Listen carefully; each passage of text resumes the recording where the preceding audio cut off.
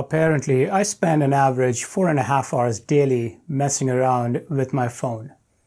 Most of it is during the week. Finance, investing, and productivity apps take a huge chunk of my time. Let's talk about must-have personal finance and investing apps out there.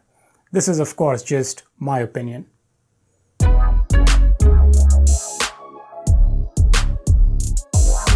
Hey guys, welcome to Think Finance. My name is Raj, and on this channel, I talk about personal finance, investment ideas, and apps that help us make and manage our money. I can live without a car, a TV, and even without my laptop. But what I cannot live without is my phone. And I always make sure I have the best phone money can buy. Why? For me, phone is an investment. It pays for itself. May it be for banking, investing, trading, crypto, news, planning, everything. In this video, I will share my go-to apps. I use these apps every day. I do. These apps make my phone so darn worth it. I'll break these into 4 categories: stocks, crypto, real estate, and personal finance. And yes, they are all free.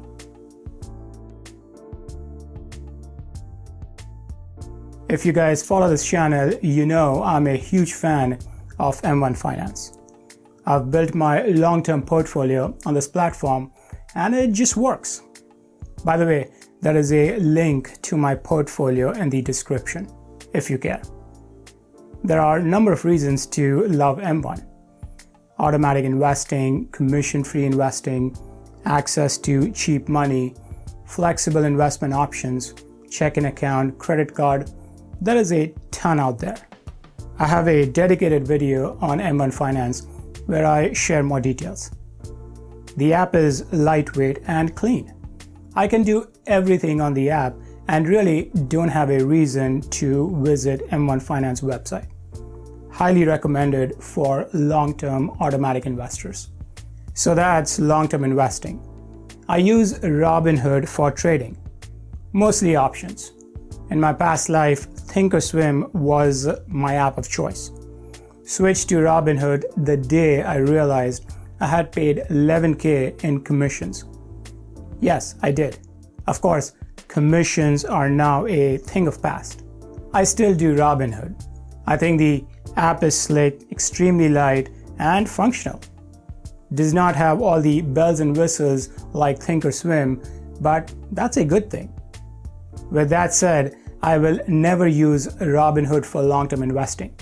I don't think it offers the right set of features for investors.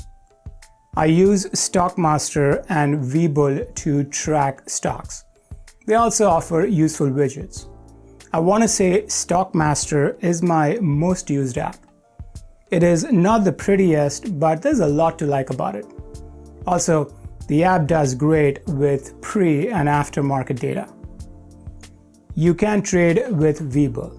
I mostly use this app to track stocks and set alerts. It is a bit heavy, but the watch lists are pretty clean. Stockmaster and Webull cover my tracking needs. CNBC gives me the information I need to stay on top of the news. Apart from news, I use this app to watch and listen to live CNBC.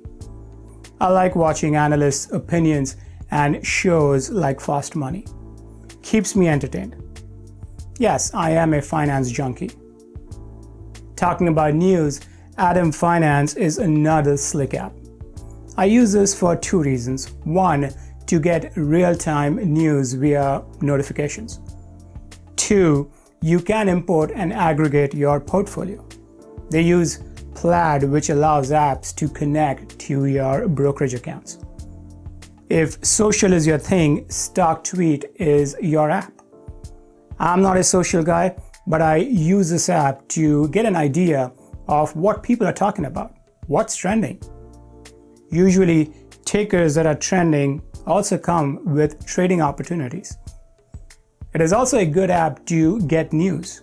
At times, community is much faster than media outlets in sharing information.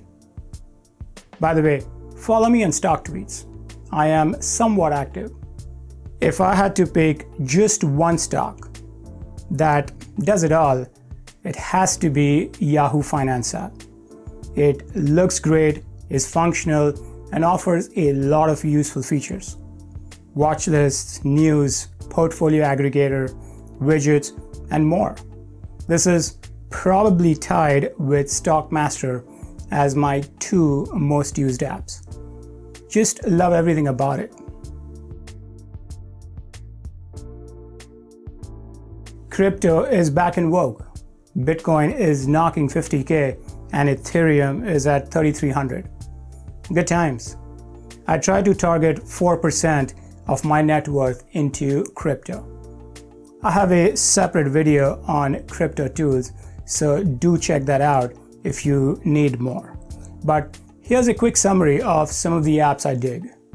I've spread my crypto across 3 services: Celsius, BlockFi, and Voyager, mostly to diversify. They all offer more or less the same features, including interest. As of today, I'm not using any hardware wallet. For buying and selling, I use Voyager only. It is commission-free and I can set limit orders. There are better services out there like Coinbase, but the commissions can take a big chunk away.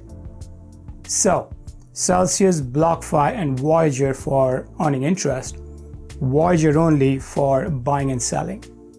Finally, I use CoinStats for tracking my crypto portfolio. Again, there are tons of apps that do this. I find CoinStats really useful. Also comes with a slick widget, and I find myself using this every day. Has a watch widget as well. I'm sold. I own few houses. I am also a landlord, and over 70% of my net worth is tied to real estate. Home prices, rental market, real estate news, all this matter to me. I've been using Redfin and Zillow for years now, and they work well. Yes, I use the apps on my phone, but the real value is in the research that both Zillow and Redfin offer on the website. They have a wealth of free information, and if you're in the market, it is a good place to start.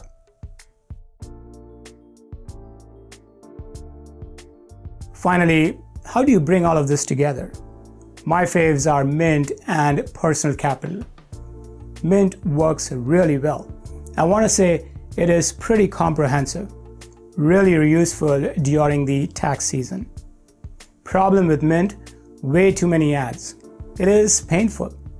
Apparently, you can now pay $1 a month to remove those annoying ads. I do that. It does not add any new functionality, just removes the ads. Personal Capital is elegant, a clean, beautiful, and a functional app. No ads. I strongly recommend using their retirement planning tool. I use it, it works. I don't think you need both. I'm just a finance junkie and end up using both these apps. It also allows me to compare and validate numbers. By the way, do you know your net worth? First step in managing your money is to know where you stand. If you haven't already, sign up for Mint or Personal Capital. Trust me, it helps. 2 other apps worth mentioning are PayPal and Venmo. Where possible, I try to use PayPal for any online transactions. Venmo is mostly for personal transactions, collecting rent or paying contractors. My bills and other payments are managed via the Bank of America app. As I said earlier, my phone pays for itself. I manage my money on my phone. It's amazing how far phones and apps have come. I use these apps almost every day. Do you have any faves? Let me know in the comments. Thanks for watching. Until next time, peace.